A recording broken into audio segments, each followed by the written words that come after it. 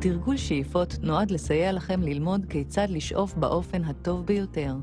הוא מומלץ לפני שימוש ראשוני וכרענון בעת הצורך.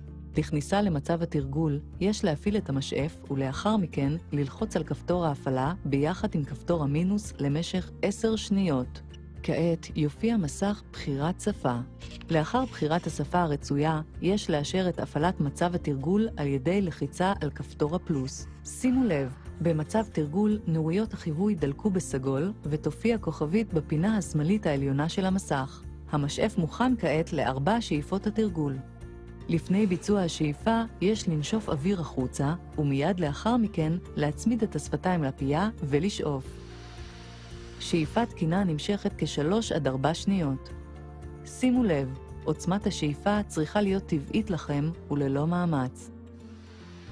אל תפסיקו לשאוף עד לחיבוי נורית החיווי בגב המשאף. בסיום שאיפה תקינה יופיע על גבי הצג מסך שאיפה מוצלחת. במקרה שהשאיפה לא הושלמה כראוי, יישמעו 3 צפצופים, נוריות החיווי יאירו בצבע כתום ותופיע על הצג אחת מן ההתראות הבאות: שאיפה חלשה, שאיפה חזקה, שאיפה קצרה או שאיפה לא אחידה. במקרה זה יש לשפר את אופן השאיפה בהתאם להתראה שהתקבלה.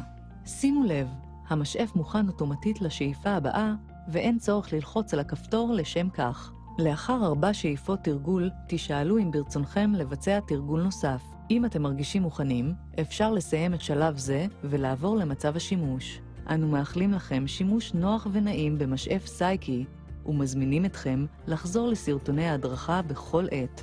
בכל שאלה, מוקד השירות וצוות האחיות ישמחו לעמוד לרשותכם בטלפון כוכבית 2064.